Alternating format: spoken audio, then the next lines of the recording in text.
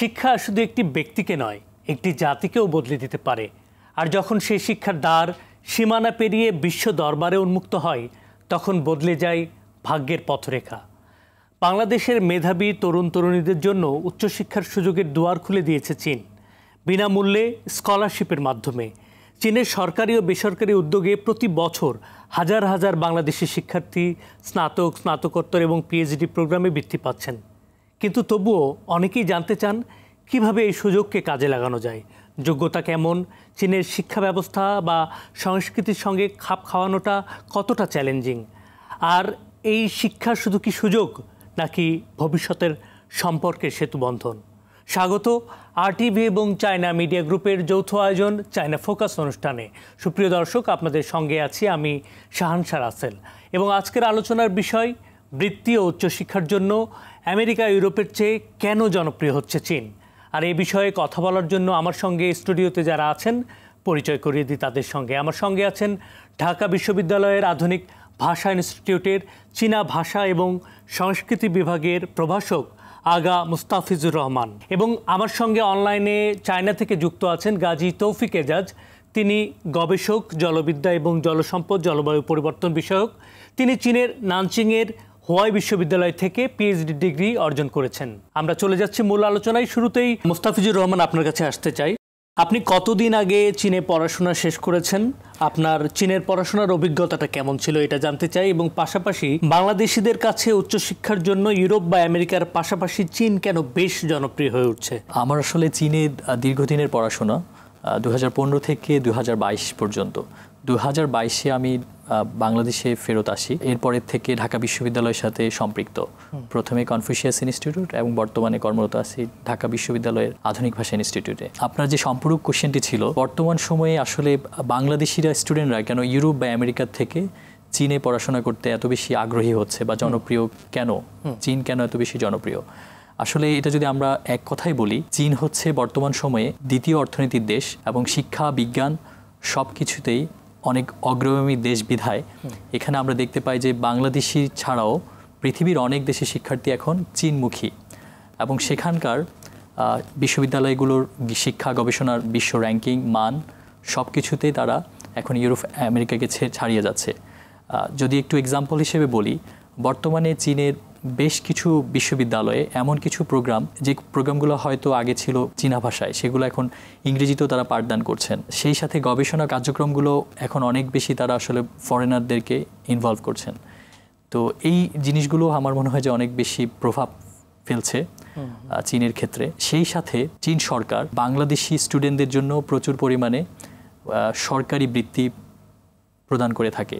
সেই সাথে প্রত্যেকটা বিশ্ববিদ্যালয় তাদের প্রাদেশিক এবং আংশিক কিছু বিশ্ববিদ্যালয় বৃত্তিও অফার করে থাকে।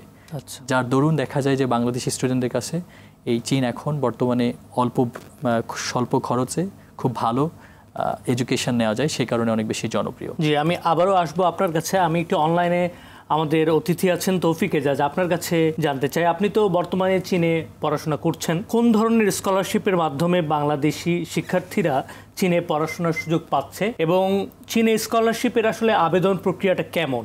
একজন ছাত্র যদি বৃত্তির জন্য প্রস্তুতি নেয়, সে কিভাবে প্রস্তুতিগুলো নেবে? আপনি একটা দিক নির্দেশনা দেন যদি। আমরা জানি যে এই সময়টাই চীনা বৃত্তি আবেদনের জন্য উপযুক্ত সময়। আন্তর্জাতিক শিক্ষার্থীদের জন্য উচ্চশিক্ষার জন্য চীনে অনেক শিক্ষাবৃত্তি রয়েছে, যেমন চীন সরকারি শিক্ষাবৃত্তি, প্রাদেশিক সরকারি শিক্ষাবৃত্তি এবং বিশ্ববিদ্যালয় প্রেসিডেন্ট শিক্ষাবৃত্তি বা প্রেসিডেন্সিয়াল ফেলোশিপ বলে থাকি। এছাড়া আমরা জানি যে চীনে একটি উদ্যোগ আছে বেল্ট অ্যান্ড রোড ইনিশিয়েটিভ, তার আওতায় বেল্ট অ্যান্ড রোড স্কলারশিপ রয়েছে, আনসো স্কলারশিপ রয়েছে। চীনের মিনিস্ট্রি অফ ফাইন্যান্স অ্যান্ড কমার্শিয়ালের আওতায় মফকম নামে একটি শিক্ষাবৃত্তি রয়েছে। আসলে এছাড়াও অনেক ধরনের শিক্ষাবৃত্তি আছে। তো চীনের সব থেকে প্রচলিত যে শিক্ষাবৃত্তিটা সবাই জানে সেটা হচ্ছে সিএসসি বা চায়না স্কলারশিপ কাউন্সিল দ্বারা দেওয়া হয়, এবং এই সিএসসি শিক্ষাবৃত্তিতে একজন আন্তর্জাতিক শিক্ষার্থী পড়াশোনার খরচ সম্পূর্ণ ফ্রিতে পান, এবং তার পাশাপাশি উনি মাসিক কিছুটা স্টাইপেন্ড বা উপবৃত্তিও পেয়ে থাকেন। জেনারেলি আপনার এই সিএসসি কে আমরা দুই ভাগে বিভক্ত করি। একটা হচ্ছে সিএসসি টাইপ এ, যেটা আমরা যদি বাংলাদেশের এক্সাম্পল হিসেবে ধরি, তাহলে বাংলাদেশের শিক্ষা মন্ত্রণালয় এবং বাংলাদেশে অবস্থিত চীনা দূতাবাসের মাধ্যমে এই আবেদনটি করতে হয়, এবং এটা ব্যাচেলার, মাস্টার্স, পিএইচডি সবার জন্যই উন্মুক্ত থাকে। এবং আরেকটি হচ্ছে সিএসসি বি টাইপ, যেটা চীনা স্কলারশিপ কাউন্সিলের অনুমোদিত কিছু বিশ্ববিদ্যালয় থাকে, সেই বিশ্ববিদ্যালয়ের মাধ্যমে আবেদন করতে হয়। এবং আবেদনের জন্য ওভারঅল ফান্ডামেন্টাল কিছু জিনিস যদি আমরা মনে রাখি, তাহলে একটা তো আপনার পাসপোর্ট দরকার হয়। পাসপোর্টের মেয়াদ আবেদনের সময় থেকে কমপক্ষে 6 মাস থাকতে হয়, কিন্তু আমি মনে করি যে এটা 1 বছর থাকা উচিত। কারণ আপনি যখন আবেদন করলেন, তারপরে যদি আপনি স্কলারশিপ অ্যাপ্রুভ হয়, চায়নাতে আসেন, তো এক্ষেত্রে বেশি মেয়াদ থাকলে আপনার জন্য সুবিধা। কারণ একটা প্রসেস সম্পূর্ণ হতে অনেক সময় লাগে। আপনার একটা পাসপোর্টের নামে যদি বা পাসপোর্ট নাম্বার দিয়ে আপনার অ্যাডমিশন লেটারটি ইস্যু হয়, ইন দ্য মিন টাইম আপনি যদি পাসপোর্টটি এক্সপায়ার হয়ে যায়, তখন ভিসা পেতে বা চায়নাতে আসতে একটু অসমস্যা হয়। তারপরে যেটা দরকার হয় যে আপনার সর্বশেষ ডিগ্রি সার্টিফিকেট এবং ট্রান্সক্রিপ্ট, এটিকে নোটারি করতে হয়। আমরা জানি যে এখন বাংলাদেশ নোটারি পাবলিক দ্বারা নোটারি করা যায়, আবার আপনি যদি মাইগভ অ্যাপের মাধ্যমে সরকারি ওয়েবসাইট থেকে এটাকে নোটারি করতে পারেন, এডুকেশন মিনিস্ট্রি, ফরেন মিনিস্ট্রি দ্বারা। এবং রিকমেন্ডেশন লেটার দরকার হয়, 2টি রিকমেন্ডেশন লেটার দরকার হয়। সাধারণত অ্যাসোসিয়েট প্রফেসর বা প্রফেসর লেভেল থেকে নিলে সুবিধা হয়। এটা নট নেসেসারি যে আপনার নিজের বিশ্ববিদ্যালয় থেকে নিতে হবে, তবে পরিচিত থাকলে সুবিধা হয়। এবং ইংরেজি ভাষার দক্ষতা হিসেবে আইএলটিএস গুরুত্বপূর্ণ। এবং কিছু কিছু ক্ষেত্রে যদি আপনি চীনা ভাষার মাধ্যমে শিক্ষা গ্রহণ করতে চান, তাহলে তো চীনা ভাষার প্রফিসিয়েন্সি, যেটাকে আমরা এইচএসকে হিসেবে পরিচিত, সেটা এটি দরকার। এবং আপনার স্টাডি প্ল্যান বা রিসার্চ প্রপোজাল খুবই গুরুত্বপূর্ণ। আপনি কোন বিষয়ে ভবিষ্যতে ফোকাস করবেন, স্পেশালি পিএইচডিদের ক্ষেত্রে, কারণ এটা আপনার স্কলারশিপের জন্য গুরুত্বপূর্ণ হয়। তাছাড়া আপনি অনেক সময় আছে যে আপনার প্রি অ্যাডমিশন লেটার দেয়। আপনি হয়তো ইউনিভার্সিটি থেকে কন্ট্যাক্ট করলেন, তারা আপনাকে একটা প্রি অ্যাডমিশন লেটার দিল। এটা অ্যাকসেপ্টেন্স হলে সিএসসি এটাই পাওয়ার জন্য অনেক বেশি ইফেক্টিভ হয়। সাধারণত বৃত্তি আবেদনের সময়কাল ডিসেম্বরের শুরু থেকে এপ্রিল পর্যন্ত হয়ে থাকে। কিছু কিছু ক্ষেত্রে আবার একটু ব্যত্যয় ঘটে। এই জন্য আপনাকে ডিফারেন্ট স্কলারশিপের জন্য একটু কষ্ট করে ডিফারেন্ট ওয়েবসাইট থেকে তথ্য সংগ্রহ করতে হবে। চায়নাতে পড়াশোনার পাশাপাশিও একটি volunteer organization, Bangladesh China youth student association, BCYSA নামে পরিচিত, এর সঙ্গে যুক্ত ছিলাম। এটা একটি ভলেন্টিয়ার অর্গানাইজেশন। এরা আপনাকে অনেক ধরনের তথ্য দিয়ে থাকে চায়নাতে আসার জন্য বা স্কলারশিপ অ্যাপ্লিকেশনের জন্য। তো আপনারা যদি ইন্টারেস্টেড হন, তো আপনারা বিসিওয়াই অফিসিয়াল ওয়েবসাইটে একটু ভ্রমণ করে আসতে পারেন। দেখবেন যে সেখানে সব স্কলারশিপের ক্যাটাগরি ওয়াইজ খুব সুন্দরভাবে তথ্য দেওয়া আছে। জি, ধন্যবাদ তৌফিক। যে আমরা আরও আলোচনা করব, এই পর্যায়ে নিতে হচ্ছে একটি বিরতি। সুপ্রিয় দর্শক, আপনারা দেখছেন RTV এবং চায়না মিডিয়া গ্রুপের যৌথ আয়োজনে চায়না ফোকাস। ফিরে আসছি বিরতির পরে। দর্শক, আবারও আমন্ত্রণ চায়না ফোকাস অনুষ্ঠানে। আপনারা দেখছিলেন RTV এবং চায়না মিডিয়া গ্রুপের যৌথ আয়োজনে চায়না ফোকাস। কথা বলছিলাম বৃত্তি এবং উচ্চশিক্ষার জন্য আমেরিকা ইউরোপের চেয়ে কেন জনপ্রিয় হচ্ছে চীন।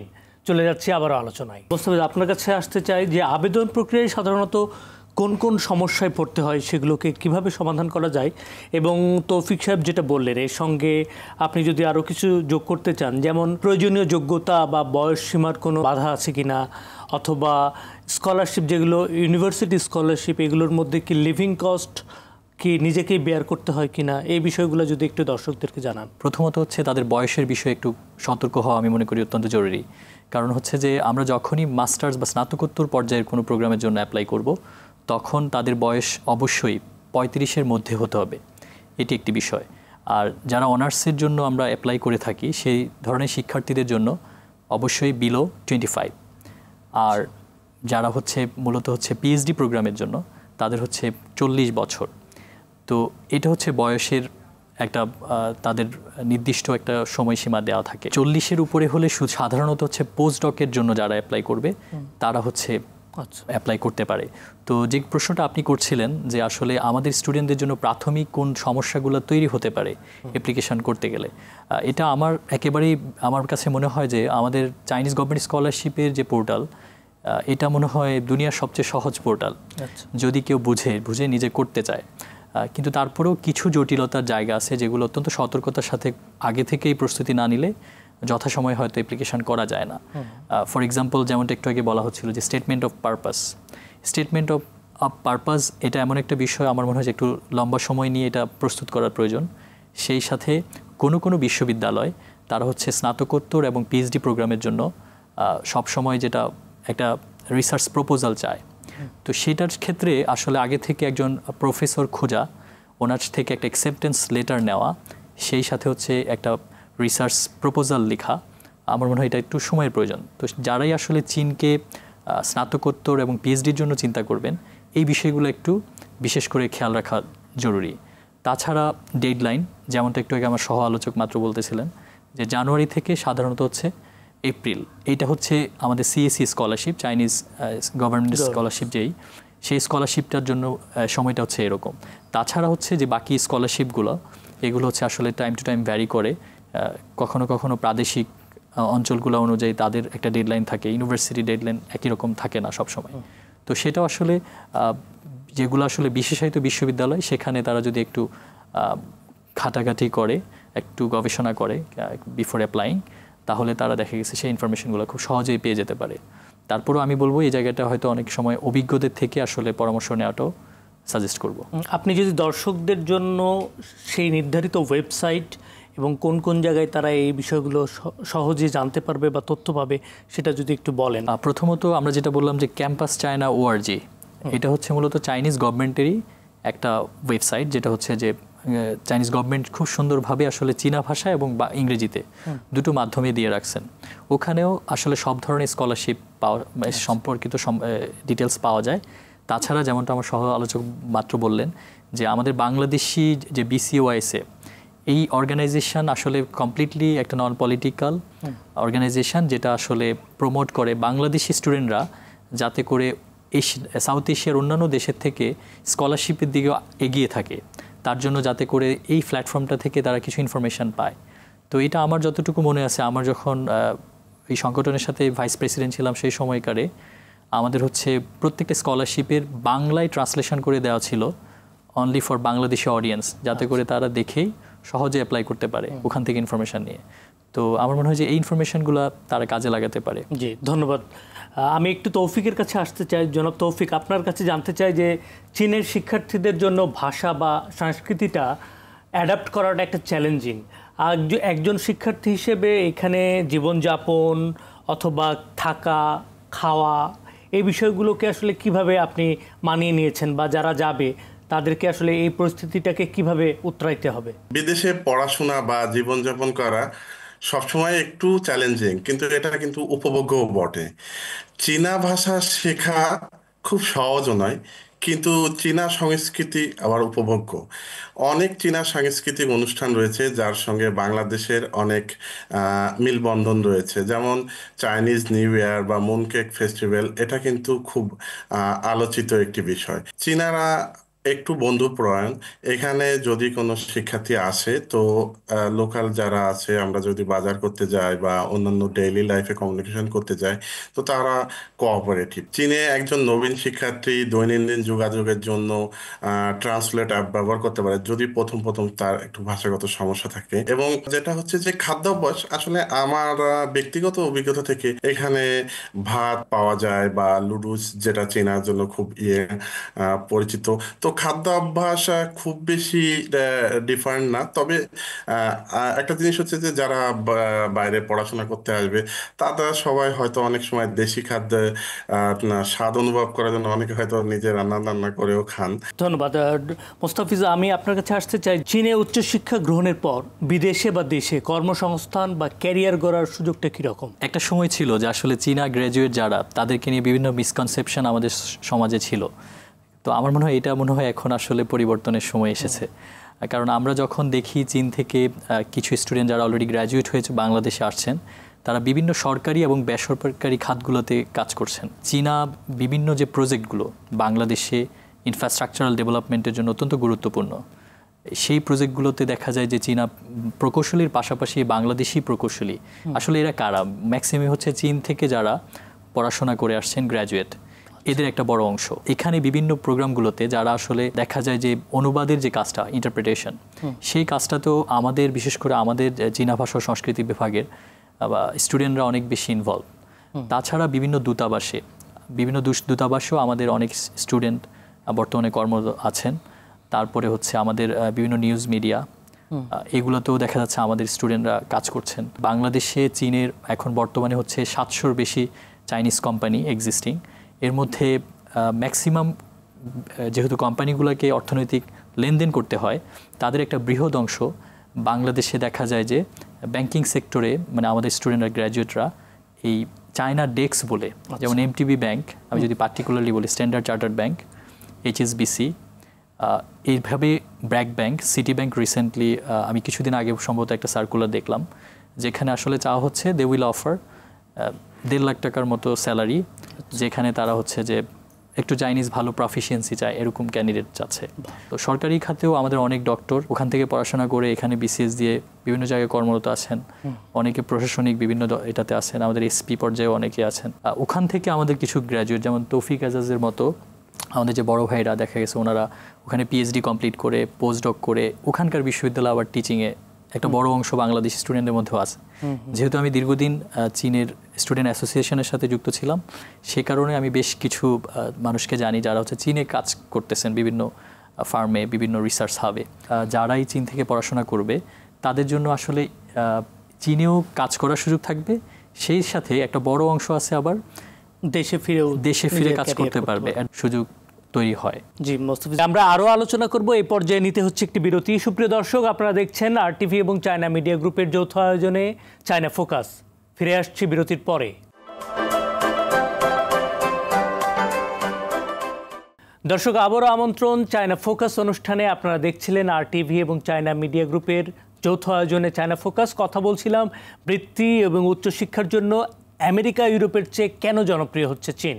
চলে যাচ্ছি আবারও আলোচনায়। আমি তৌফিক, আপনার কাছে একটু আসতে চাই। এরকম কতজন যারা চীনে পড়ালেখা করছে এবং পড়ালেখার পরে চীনেই নিজের ক্যারিয়ার গড়ে তুলছে, সেই ক্ষেত্রে ওয়ার্ক পারমিট পাওয়ার প্রক্রিয়াটা সহজ কিংবা কতটা জটিল, সে বিষয়টা যদি আপনি একটু ক্লিয়ার করেন। সঠিক শতাংশ গণনা করাটা একটু চ্যালেঞ্জিং, যা কিন্তু মুস্তাফিজ ভাই যেমন বললেন তেমন আমিও জানি যে এখানে অনেকেই ভালো করছে। যে সম্প্রতি অনেক বাংলাদেশি হুয়াওয়ে, মাইক্রোসফট এবং চীনা সিনোহাইড্রো, যেটা পানির জন্য বা পানি ব্যবস্থাপনা নিয়ন্ত্রণের জন্য খুবই প্রোনাউন্ড, এবং চায়না কনস্ট্রাকশন, এর অনেক বাংলাদেশি অনেক উচ্চ পদে কাজ করছেন। অনেকেই বিশ্ববিদ্যালয়ের শিক্ষক হিসেবে এখানে যোগদান করছেন।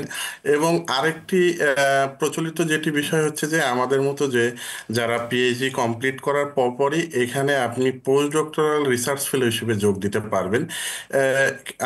ওভারঅল যারাই চায়না থেকে পিএইচডি করে, যাদের অ্যাচিভমেন্ট যদি ভালো হয়, তো এখানে ক্যাটাগরি থাকে, আপনার পোস্ট ডক্টরাল রিসার্চ ফেলো হিসেবে ABC ক্যাটাগরিতে যোগ দিতে পারে। যদিও পুরা পোস্ট ডক্টরাল ক্যাটাগরিটাই চায়না ওয়ার্ক ভিসা আন্ডার দেখা যাচ্ছে যে এখন দিন পরিবর্তনের সঙ্গে সঙ্গে আপনার বাংলাদেশি সঙ্গে চায়নার ব্যবসায়িক যে সম্পর্ক, এটাও কিন্তু অনেক বেশি উন্নত হচ্ছে এখন বা সমৃদ্ধ হচ্ছে। এখন অনেক বাংলাদেশি আছে আমার ব্যক্তিগত পরিচিত, তারা এখন চায়না একটা উদ্যোক্তা ভিসাও আছে, আপনার এন্টারপ্রেনার ভিসা, সেই ভিসার আন্ডারে আছেন। তারা রেস্তোরাঁ সহ বিভিন্ন ব্যবসা করছে। এবং আপনি যেটা বললেন যে ওয়ার্ক পারমিটটা অনেক বিষয়ের উপর নির্ভর করে। এটা নির্ভর করে আপনি আসলে যদি সেম বিশ্ববিদ্যালয় থেকে গ্র্যাজুয়েট হয়ে ওই বিশ্ববিদ্যালয়ে পোস্ট ডক্টরাল রিসার্চ ফেলো হিসেবে যোগ দেন বা টিচার হিসেবে যোগ দেন, আবার আপনি যদি বিশ্ববিদ্যালয় চেঞ্জ করেন, তখন প্রদেশ থেকে অন্য প্রদেশে গেলে কিছুটা নিয়মের পরিবর্তন বা ডকুমেন্টসের প্রয়োজন হয়। আবার আপনি যদি একাডেমিয়া থেকে সরাসরি ইন্ডাস্ট্রি বেসড জবে যোগদান করেন, তাহলেও প্রক্রিয়াটা একটু ডিফারেন্ট। তবে সামগ্রিকভাবে প্রক্রিয়াটি সহজ, এখানে সবকিছুই অনলাইনের মাধ্যমে হয়, কিন্তু কিছু কিছু ক্ষেত্রে নথি বা ডকুমেন্টস প্রসেসের জন্য একটু সময় লাগে। তবে আপনারা জেনে খুশি হবেন যে কিছু ফরেনার ফ্রেন্ডলি সিটি নামে চায়নাতে যেগুলো পরিচিত, সাংহাই, গুয়ানজু, শেনজেন, এই শহরগুলোতে কিন্তু বিদেশিদের জন্য অনেক বেশি সুযোগ সুবিধা প্রদান প্রদান করে থাকে। তো আমার মনে হয় যে এখন আহ, বাংলাদেশের থেকে যেসব শিক্ষার্থী চায়নাতে ব্যাচেলর করুক, মাস্টার্স করুক বা পিএইচডি করুক, প্রত্যেকেরই কর্মসংস্থানের কোনো না কোনো উপায় ঠিকই পাওয়া যায়। যে হয়তো অনেকে চায়নাতে ক্যারিয়ার গড়তে চান, আবার অনেকে হয়তো দেশে গিয়ে চাইনিজ কোম্পানির মাধ্যমেই তারা সেখানে অবদান রাখছেন। এবং মোস্তাফিজ ভাই যেমনটি বললেন যে অনেক সরকারি চাকরিজীবী, যেমন আমি জানি যে আপনার বাংলাদেশ রাইস রিসার্চ ইনস্টিটিউট বা বাংলাদেশ এগ্রিকালচারাল ইনস্টিটিউট থেকে অনেক সরকারি বিজ্ঞানী, নদী গবেষণা থেকে অনেক সরকারি কর্মকর্তা, এবং আপনার পানি উন্নয়ন ব্যবস্থা বা বাংলাদেশ ওয়াটার ডেভেলপমেন্ট বোর্ড ওয়ারপো এর থেকে অনেক ইঞ্জিনিয়ার চায়নাতে এসেছেন, আমাদের বিশ্ববিদ্যালয়ে তারা পড়াশোনা করেছেন, এবং তারা এখন দেশে গিয়ে পানি সম্পদ উন্নয়নের জন্য গুরুত্বপূর্ণ ভূমিকা রাখছেন। ধন্যবাদ তৌফিক। আমরা অনুষ্ঠানের একদম শেষ পর্যায়ে জনাব মোস্তাফিজ, আপনার কাছে যেটা জানতে চাচ্ছি, চীন এবং বাংলাদেশের শিক্ষা খাতের এই সহযোগিতার ভবিষ্যৎ সম্ভাবনা কতটুকু দেখছেন, এবং রাষ্ট্রীয় পর্যায়গুলো থেকে কোনো উদ্যোগ নেওয়ার আছে বলে কি মনে করেন আপনি? বর্তমান সময়ে দাঁড়িয়ে আমাদের সাথে চীনের যে 50 বছরের যে বাইলিটারাল সম্পর্ক, সেখান থেকেও যদি আমরা খেয়াল করি, বাংলাদেশের যে শিক্ষা খাতে আসলে আমরা একটু যদি নজর দিই চীনের বিশ্ববিদ্যালয়গুলোর দিকে, ওখানকার যে টেকনোলজি, শিক্ষা গবেষণার যে পরিবেশ, আমাদের বিশ্ববিদ্যালয়ের দিকেও যদি আমরা তাকাই, সেখানে একটা বিশাল ফারাক থাকে। তো এই জায়গাটায় আমাদের যে আসলে বিশ্ববিদ্যালয়গুলোর মধ্যে যৌথ আমাদের বিভিন্ন গবেষণা প্রকল্প, এটাকে আমরা আসলে ইন্সপায়ার করতে পারি। তাছাড়া হচ্ছে আমাদের মূলত দুইটা বিশ্ববিদ্যালয়, বিভিন্ন বিশ্ববিদ্যালয়ের মধ্যে যে এমওইউর মাধ্যমে, যেহেতু চীনে 3000-এর বেশি বিশ্ববিদ্যালয় আছে, এর মধ্যে আমরা জানি যে প্রথম 200 থেকে 300 কিউএস র্যাঙ্কিংয়ে যে বিশ্ববিদ্যালয়, এর মধ্যে প্রায় চাইনিজ ইউনিভার্সিটি আছে 100+।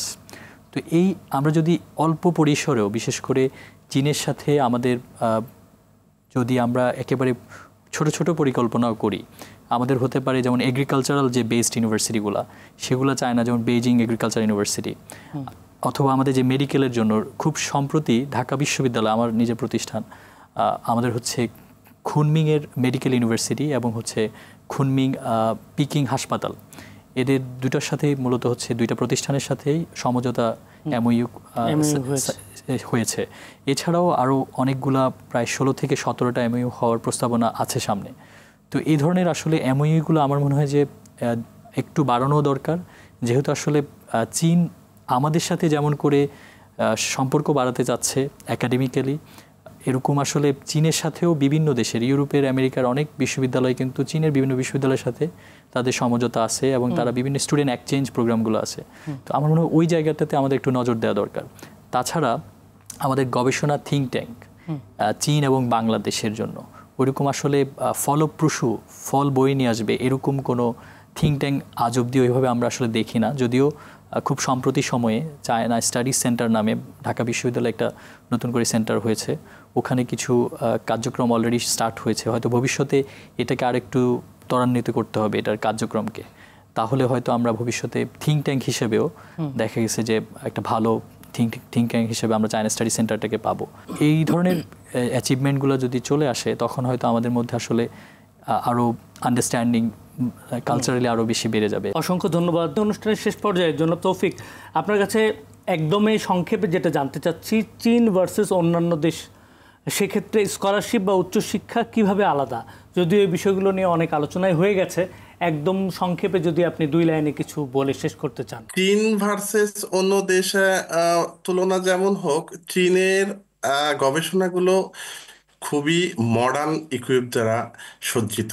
আপনি যদি এখানে কোনো বায়োলজিক্যাল বা ফার্মাসিউটিক্যাল ল্যাবে পরিদর্শন করেন বা এনভায়রনমেন্টাল ল্যাবে পরিদর্শন করবেন, আপনি দেখবেন যে এরা খুবই সফিস্টিকেটেড এবং মডার্ন টেকনোলজি দিয়ে এই রিয়েল ওয়ার্ল্ড প্রবলেমগুলো সলভ করার চেষ্টা করছে। এবং তাছাড়া আপনি জেনে আনন্দিত হবেন যে চাইনিজ ইউনিভার্সিটিগুলো কিন্তু এই যে সায়েন্স সাইটেশন ইন্ডেক্স বা রিসার্চ আর্টিকেল পাবলিশ করার জন্য ওয়ান অফ দ্য টপ হিসেবে বিবেচিত হয়। এমনকি কিছু কিছু ইন্ডেক্সে চাইনিজ ইউনিভার্সিটির টিচাররা বা অথররা এই এসসিআই পাবলিকেশনের দিক থেকে ইউএসএ কেও ক্রস করে গেছে। অনেকভাবেই বাংলাদেশে চায়নার সম্পর্ক উন্নয়ন করা যেতে পারে। দেখেন, আমরা যেমন জানি আমাদের বহুল আলোচিত তিস্তা প্রকল্প, এই তিস্তা প্রকল্পের জন্য কিন্তু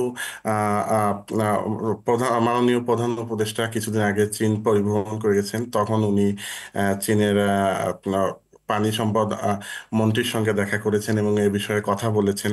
তো আমরা জানি যে চীন কিন্তু ওয়াটার রিসোর্স ম্যানেজমেন্টে খুবই হাইলি রিকগনাইজড। আমরা মনে করি এই ক্ষেত্রে একটা স্ট্রং কোলাবোরেশন দরকার। জনাব তৌফিক, আপনাকে ধন্যবাদ। ধন্যবাদ জনাব মুস্তাফিজ, আপনারা সময় দিয়েছেন আমাদের এই অনুষ্ঠানে। সুপ্রিয় দর্শক, আমরা আসলে খুবই গুরুত্বপূর্ণ এবং সময় উপযোগী বিষয় নিয়ে কথা বলছিলাম। শিক্ষা যেখানে সবার জন্য উন্মুক্ত, সেখানে গড়ে ওঠে সত্যিকারের জ্ঞান সমাজ। জ্ঞানের সীমানা ছাড়িয়ে স্বপ্নের ডানায় ভর করে বিশ্বের মানচিত্রে এদেশের মেধা যেন হয়ে ওঠে উত্তরণের নতুন ইতিহাস। সেই কামনায় আবারও বলি, সঠিক তথ্য, সচেতনতা আর অদম্য ইচ্ছাশক্তি খুলে দেবে সাফল্যের সব দুয়ার। সবার জন্য শুভকামনা। ধন্যবাদ।